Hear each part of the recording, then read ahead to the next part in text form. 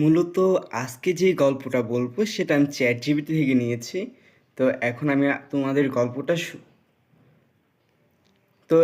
আমি তোমাদের গল্পটা পড়ে শোনাচ্ছি। গল্পটা হচ্ছে বাঁশবাগানের অদ্ভুত রাত। ঘটনাটি 1980 এর দশকের মাঝামাঝি সময় পশ্চিমবঙ্গের বীরভূম জেলায় একটি ছোট্ট গ্রাম কাকরতলা। সেখানকার এক স্থানীয় স্কুলের শিক্ষক মণিময় বাবু নতুন বাড়ি তৈরি করেছেন। গ্রামের বাইরে এক পুরনো বাঁশবাগানের পাশে ফাঁকা জমি কিনে সেই বাড়ি তৈরি করা শুরু করে। এই বাঁশবাগান নিয়ে অনেকদিন ধরেই গ্রামের লোকের মুখে নানা রকম গল্পে মানে নানা ধরনের ভুতুড়ে গল্প সম্পর্কে জানতে পারে সবাই। রাতে নাকি কেউ অদ্ভুত আওয়াজ করে বা শুনতে পায়।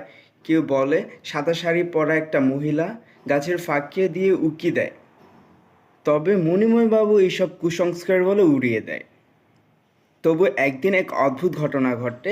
সেই রাতটা ছিল পৌষ মাসের এক শীতের রাত। বাড়ি নির্মাণের কাজ শেষ হয়। মণিময়বাবু সদ্য নতুন বাড়িতে উঠেছে। সে রাতে তিনি বাড়িতে একা ছিলেন, স্ত্রী সন্তান ছিলেন মামার বাড়িতে। রাত এখন তখন ছিল রাত প্রায় 1টা। হঠাৎ করে তিনি একটা শব্দ শুনে সেখান থেকে তার ঘুম ভেঙে যায়। মনে হলো কেউ যেন বাঁশবাগানে দিকে হাঁটছে, তাকিয়ে হাঁটছে। শুকনো পাতা চটচট আওয়াজ করছে। তবে সবচেয়ে ভয়ানক ব্যাপার হলো সেই সঙ্গে শোনা যাচ্ছিল ফিসফিস গলার আওয়াজ। এক মহিলা যেন কিছু বলছে, স্পষ্ট নয় কিন্তু ভয়ঙ্কর রকম কাঁপুনি ধরালো। মণিময়বাবু সাহস করে জানালার পর্দা সরিয়ে বাইরে তাকায়। তখন দেখতে পায় এক সাদা শাড়ি পরা মহিলা বাঁশবাগানের ধারে দাঁড়িয়ে মুখটা ঘুরিয়ে এক দৃষ্টিতে তার দিকে তাকিয়ে রয়েছে। তারপর মণিময়বাবু ঘাবড়ে গিয়ে দরজা বন্ধ করে দেন। বিছানায় উঠে চাদর ঢেকে শুয়ে পড়েন।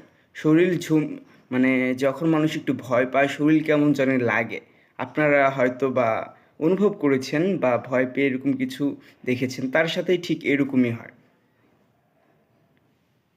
কেউ কেউ কিছু বুঝেনি, কিন্তু সেই ঘটনার পর থেকে মণিময়বাবু শেষমেশ কয়েক মাসের মধ্যে তিনি বাড়ি বিক্রি করে চলে যান। এখন সেই বাঁশবাগান আছে, তবে কেউ আর রাতে সেদিকে যায় না। এই গল্পটি স্থানীয় লোকমুখে প্রচলিত, তবে সত্যটা যাচাই করা কঠিন। তো এটাই ছিল মূলত মূল ঘটনা। তো আমার এই বিষয়টা একটু কনফিউজ লাগতেছে যে